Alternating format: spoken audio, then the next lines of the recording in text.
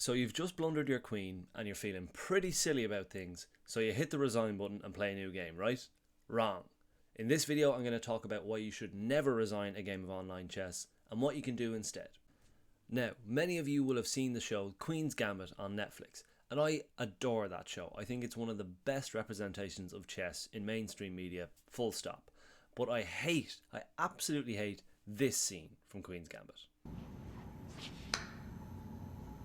You resign now. Resign? That's right, child. When you lose the queen that way, you resign. So in that clip, resigning is seen as sort of the honourable thing to do, to fall on your sword when you know the battle is lost. And I think it's complete hogswash. I think Savvielli Tartakower said it best when he said, no one ever won a game of chess by resigning, and you won't either. But you will probably swindle a couple of draws here and a couple of wins by just clinging in there and being really tricky to beat. So before we jump in, I wanted to share 3 reasons why you should never resign in chess. Number 1, you are playing somebody similarly rated to you if you're playing on chess.com or Elite Chess. Meaning, if you've blundered your queen, you're playing against someone that also blunders their queen a lot. Probably, maybe they have different flaws, but they're as good and as bad as you, so make them prove it on the board. Number 2, the clock is also a resource. If you're behind on material but happen to be ahead on the clock, use that as a weapon. The clock is part of the game. You absolutely should do that. And number 3, just because you've blundered a queen, it doesn't necessarily mean you're down a full queen. Oftentimes, it costs material to get a queen. As we'll see in the game later on, my opponent gave me 2 of their minor pieces for my queen. So rather than being down a queen, I'm down a pawn and a minor piece, which is a lot more palatable and just mentally helps me think that this is still a game. Let's jump into the game.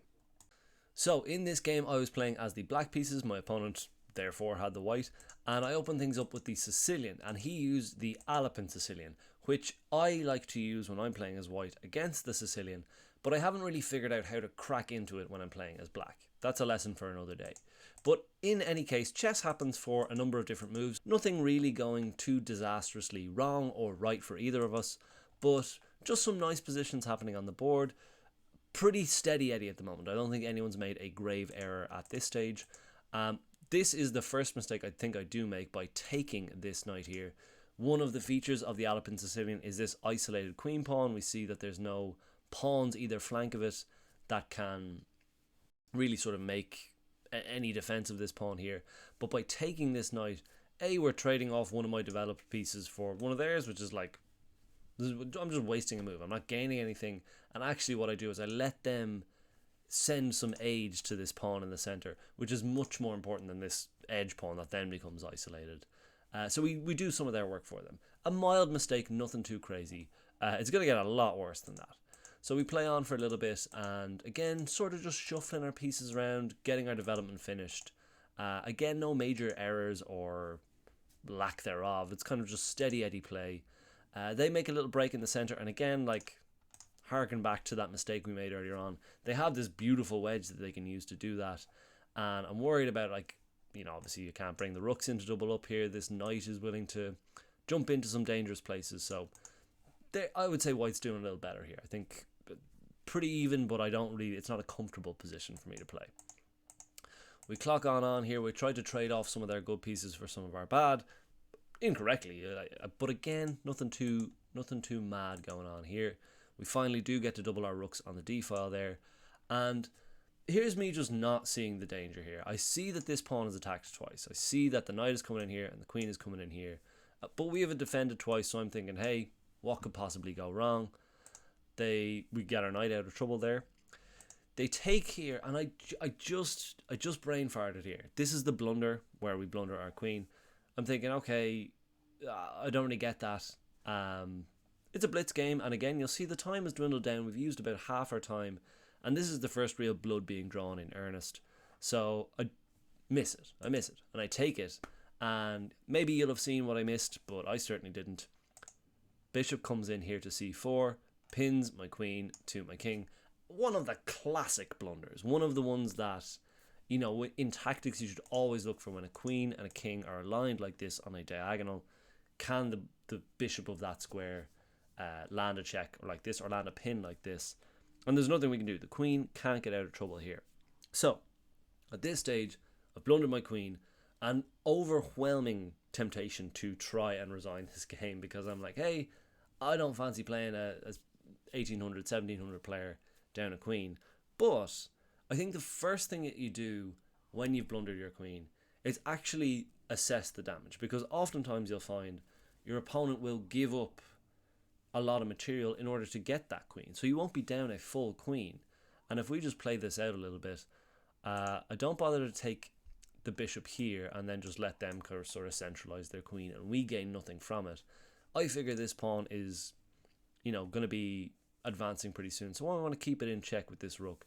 So I take the time to bring my rook up onto the 7th rank here. It's not much compensation. It's hardly any. But once the dust all settles, we throw a little double attack there, but this comes with check, so it's not like we're saving anything here. We take with the rook, that's fine. Queen moves across, we have a knight hanging here, so we move our knight out of trouble. So the blunder has happened. Now we have to think, okay, what is actually going on? Because you might say, okay, well, we're down a queen, we've got a queen for a bishop, but we actually got a queen, they got our queen they got a queen and a pawn for their knight and their bishop. So instead of being down the full 9 points of a queen, so if you do the tally, 3, 3 versus the 9 that they have plus 1 for the pawn that they won here, that's 10 versus 6. So we're actually 4 points of material behind rather than the full 9 of a queen. So I think that's one lesson I would like you to take away is when the dust settles after a blunder, count the actual material you're down. You're not down a queen, we're actually down a piece and a pawn, a minor piece and a pawn in terms of material wise. So like you would definitely play on if you were down a knight, or you should definitely play on if you're down a knight. But we're not down a queen here, we're down a piece and a pawn. And try to think that in your head, like make sure to do that final tally in your head. The next thing I'm looking at is this is a no increment game, and it's not much of an advantage, but we do have a 50-second advantage with only 4 minutes left. And another thing, if you count up the pieces, they only have 3 pieces and we have 4. So that's one thing that we can maybe use for advantage. We do have more timber on the field. It's worth less, definitely, but it could provide a nice bust to park in front of our king, which is exactly what we try and do over the next kind of couple of moves. So immediately, and this is also what's happened. If I had resigned, this would have never happened, obviously. They give away a pawn straight away. Our bishop can just take this because their queen is the first attacker in the line, so we can just take back with our rook if needs be. The pin will be broken if the queen bothers to take this bishop, so this pawn that was looking so perilous and so dangerous and probably would have won them the game if they were a little bit more patient, they just give it away for free. And now we're down 3 points of material, 1 piece. So like this is definitely starting to look up already. Just playing 3 moves after we give away the queen. So just clinging on in there, looking at what assets we have, time running more and more off my opponent's clock. And at this stage, I consciously made the decision to keep the game complicated. Don't try to simplify the game down, anything like that. Just hunker down, turtle in front of the king, and try to win on time. You might think that's scummy, but for me, if you had 100 years to build a house and I had 5 years to build a house, you're going to build a better house. What I mean to say is time is a factor of the game. The amount of time that you spend is directly correlated to the quality of your play, or should be. So I have no bones about using the clock to my advantage, using the clock as a weapon, as John Bartholomew would say. And it's an asset. It's the one asset we have over our opponent in this game. So we try to make the very best of it. So again, we just making sure we're defending our pieces. They do a lot of one attack itis. But like another thing I wanted to touch on is if I'm somebody who blunders my queen, and I very much am, then based on Elo and chess.com or Lee Chess's matching, I'm playing against someone who blunders their queen a lot as well. So you're not playing Grandmasters. This isn't the candidates tournament, in which case you probably would resign down a queen. But in a random rapid pairing, absolutely not.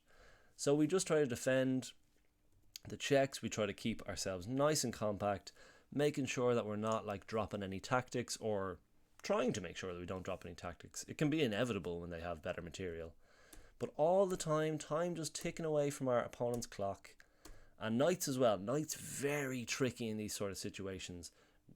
Like if you have a knight, you have a chance, because The mind just doesn't catalogue knights as well as they catalogue a diagonal or a file that rooks and bishops and queens can move along. A knight, we don't really have like the L shape, is it what we call it? There's no fixed pattern. It's like the 7 times tables, I feel like. It's like you kind of just have to know. So, having a knight, very, very tricky stuff. And we're not really doing anything special here. I'm just keeping my king safe. I'm just not giving away any material, not hanging anything else. Creating little annoying little mosquito bite threats. Nothing serious, but just enough to run their clock down. And we're not the healthiest clock, but we've kept our 50-second advantage. So I'm thinking playing fast here, keep it complicated, don't hang anything. And that works for the longest time. And now I'm thinking I'm going to win this thing.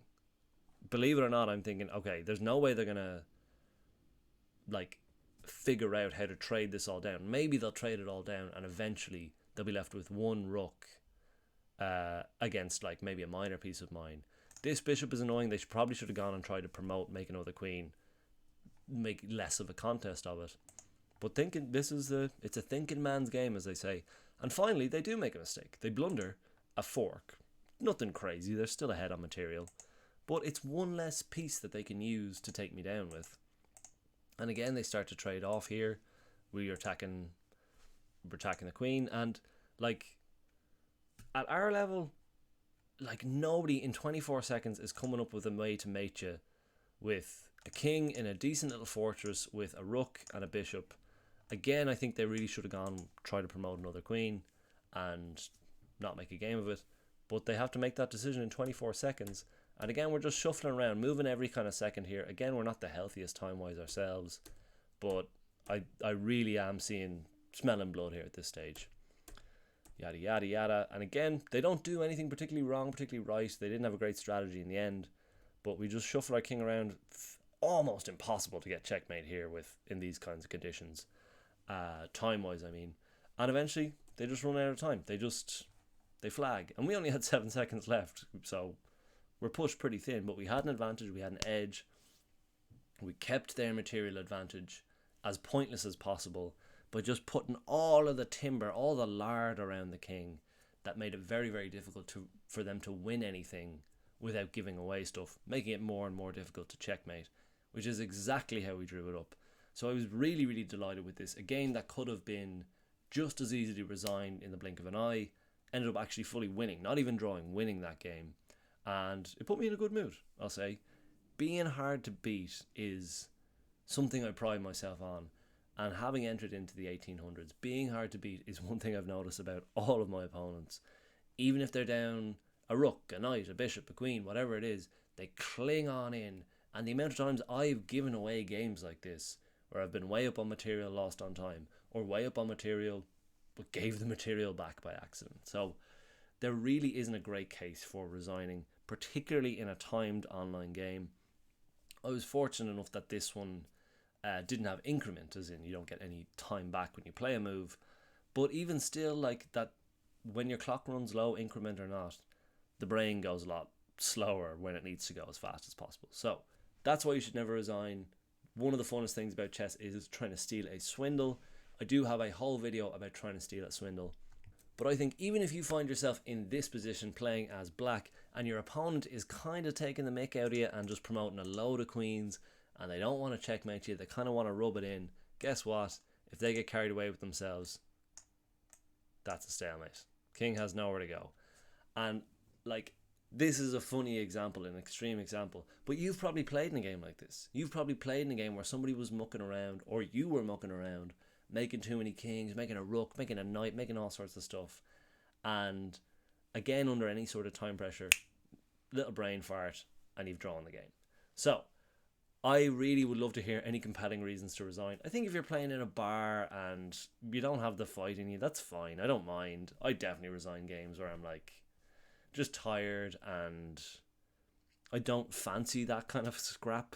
But if it's a rating range I care about and I want to get some free elo, I'm going to make them checkmate me. And like, I don't think there's an etiquette thing that comes into it. If they're beating you, you don't owe them a resignation. It's up to them to finish it on the board. So I don't think there's anything unethical or scummy about this. That's my opinion anyway. And I implore all of you to be really tricky and difficult to beat. that is going to be all from me tonight, folks. Hope you enjoyed that. If you did enjoy this kind of content, feel free to subscribe and stick around, and we'll see you soon. All the best.